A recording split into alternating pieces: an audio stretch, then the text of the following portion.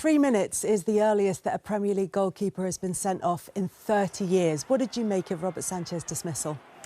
Well, I think it's the right decision. I thought United started the game actually just before that really quickly with a good tempo and some tenacity about them. Terrific head here from Šeško, and Mbeumo loves to run in behind, and he loses his timing and his position. Just a rush of blood early in the game, catches him on the knee. It's a difficult one. The referee's got to send him off, really. There will be some conversation about the fact would he got the ball or not, but you never get away with those as a goalkeeper when you take someone out on the edge of the box. So it was the right decision and gave United then the platform to go on and dominate the early stages of the game.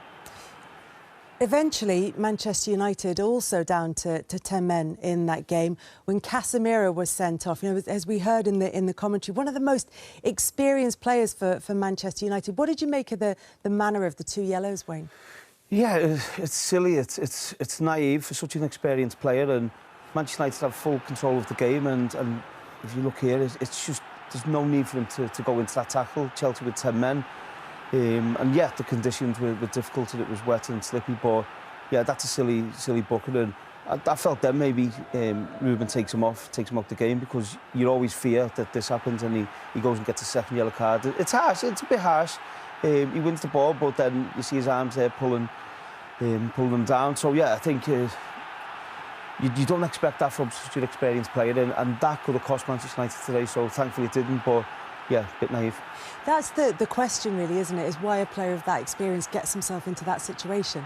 Well, Wayne should know. I've been sent off a few times, but not when we've got to 10 men like that. But no, I think that's the only way he knows how to play. I think he's passionate. He's front-footed. He likes to put his foot in and put tackles in. And but I think today he could have just held his composure a little bit better than he did today. The second one was really silly. Yeah. You know, the last thing you do is go make it even. It was a really bad... And apparently, as Ruben Amorim said, he was very aware of it and apologetic after, and they got away with it. So obviously Enzo Maresca makes the substitution because he needs to bring on a goalkeeper. But it was 3 substitutes within 21 minutes of the start of the game, which is the earliest any manager's done that in the Premier League. What did you make of his choices? Well, I think bringing an extra defender on is understandable, and taking off an attacker. But a few minutes later, then Palmer's off after they're 1-0 down, and we felt Neto and Cole Palmer coming off was a really negative move. Now, OK, we trust his word that he's struggling a bit with injury, so well, maybe he should have brought him off at the beginning then and left Neto on for his pace, because even when they got level men second half, they really didn't have that much of a threat on the break. You know, to beat people. There was only João Pedro who really had that forward-thinking mentality. They had no imagination on the pitch, did they? And I felt that's what was missing for Chelsea. They had a lot of possession going side to side second half, but they'd missed that creativity which a Cole Palmer or a Neto could bring them. So I think the change was strange, but thankfully it helped United. Well, the change was strange, but the whole game was strange. Can we read anything into either that result or those performances? No, it was a strange game, and I think obviously when it went to 10 men apiece, I just felt there was no urgency from Chelsea to try and get back in the game. Obviously, they get 1 goal back from a cross. There was no cross in the box. The 2 crosses they put in the box, they get 1 goal, and then they have another good chance. And it was just slow. It was side to side, and yeah, the weather was poor. But I think if you're a Chelsea fan, you'd want to see them with a bit more urgency to try and get something out of the game. United did defend well, though, to be fair. They stayed disciplined. They didn't go chasing the game, which was a real clever thing to do when you've got the lead. Now the pressure has been growing on West Ham's... And to define the game, the Sanchez red card. And listen, I sympathise. That earlier in the game, you're still trying to get a feel for the pace of it, the conditions, kind of given the weather. You're still feeling your way into the game, and all of a sudden this ball comes over the top, and Mbeumo splits your 2 centre-backs, and you have a decision to make. Maybe you expected it to shoot a little bit more than it did. On a drier pitch, it checks a little bit more, so therefore you don't have to make that decision. So again, because you don't really understand, or you haven't really figured out the run of the pitch, you make this decision, you're forced into the decision, and you get it wrong. But no question, that was a red card. In my opinion, the referee simply had no choice. From there on in, I think we are absolutely right to question Maresca's changes that he made to deal with this situation. He takes out Estevao to bring on Jurgensen. which you understand. Somebody's got to be sacrificed. You then take out Neto to bring in another defender in Tosin. But then you take out Palmer 15 minutes, or roughly 15 minutes later, because he had to face a fitness test before the game and you weren't quite sure as to whether he was 100%.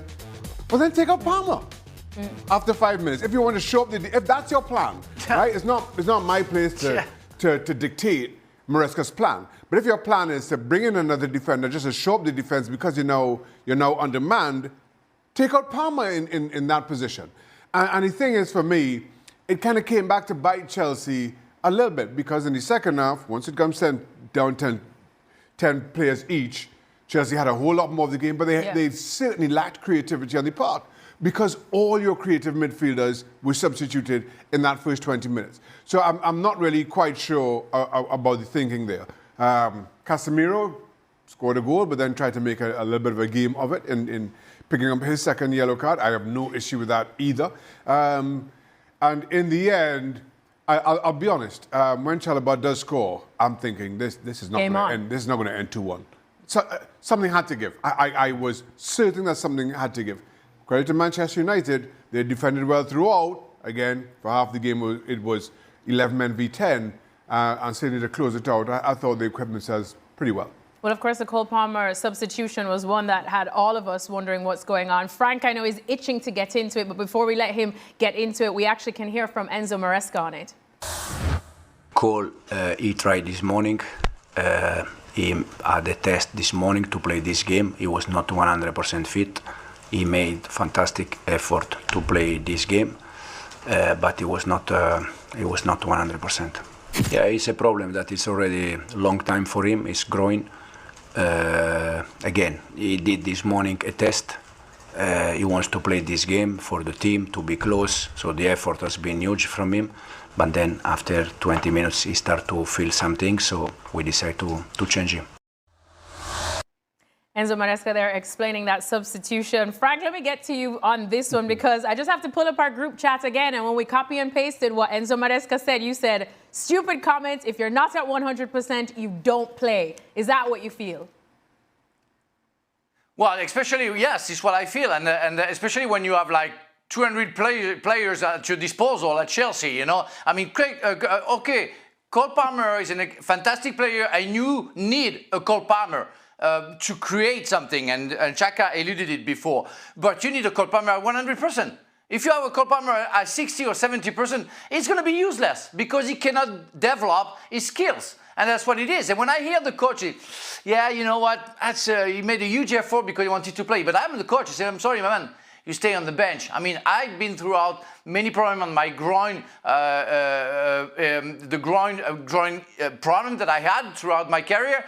And you cannot play. I mean, it's a nightmare. It can last for 6 months. So you need a rest. You may need to make sure that you heal, you properly heal, and you come back only when you're 100%. And even if you're Cole Palmer, even if you're Maradona and Zidane, you come back when you're 100%. Otherwise, you're not going to be as good as we are expecting. And again, and Xhaka, thank you, you said it because I forgot. I mean, when you know that you have somebody who's not at 100% and you have to change a creative player, you don't change Neto. You change Palmer because you're gonna save Palmer, and you give a chance to somebody who is at 100% to perform. That's insane. And don't know why nobody asked him at the press conference, why did you change Neto and you didn't change Palmer, knowing it is not at 100%? That's, yeah, I'm sorry, a stupid comment. Stevie, you've been a manager. What do you make of the changes that Enzo Maresca, of course, was forced into making, and of course the Cole Palmer? Yeah, I have to agree with the two boys. It's a mind-blowing decision when you've got a guy who you weren't 100% sure of, and then you go down to 10 men. I mean, it should be the first thing that comes in your head. And then the other thing that should come in your head as well, I can't take all my attacking players off, but so who do I take off and who do I keep on? I'll keep on the guy who's going to run all day, who's going to run up and down the field, who's going to chase, who's going to harry, and I'll take off the kid who's inexperienced and who defensively is not that great. But he takes every one of them off. I mean, there's nothing about it makes any sense. But I think the most important thing here for Chelsea would be what Frank was talking about earlier. Under fire, Ruben Amorim was delighted by Manchester United's much-needed victory over Chelsea but wants his team to stop making life needlessly complicated. Old Trafford witnessed an action-packed Premier League encounter against Enzo Maresca's side on Saturday when the weather was as bad as the visitors' start. Goalkeeper Robert Sanchez was sent off inside 5 minutes and Bruno Fernandes soon marked his 200th Premier League appearance with his 100th United goal before Casemiro put the hosts in cruise control. But the Brazil international sending off after collecting a second booking just before the break set up a nervy second half, with the hosts digging deep for a 2-1 win after Trevoh Chalobah pulled one back for Chelsea late on. It was really important, United boss Amorim said of the result. I think we deserved it, but we complicated our lives every time. I think we started the game really well in terms of the aggression and to push the opponent and to show that we were there, even to bring our fans with us. Of course, the sending off of the goalkeeper helped us a lot, but we were in control, we scored 2 goals. And with everything going well, we made things complicated with that sending off. The second half I think we managed well, but, in the end, the last 15 minutes was tough for us. They scored a goal and then we suffered together and we managed to win. Amorim was proud of the way United dug deep to secure just their second win of the season, but there is little chance of the under-fire Red Devils boss resting on his laurels. United failed to win back-to-back Premier League games last season and he has challenged his side to do so away to Brentford next weekend. Sometimes we have some moments that we feel an urgency to have a result, Amorim said. This team has shown many times that we have that urgency. Today we won. It's nice to win, but let's forget that and return to that urgency. We need to win the next game. That is the most important thing. Because in the big club it's not that feeling, today is a really good game, let's relax a little bit. So, let's return that urgency.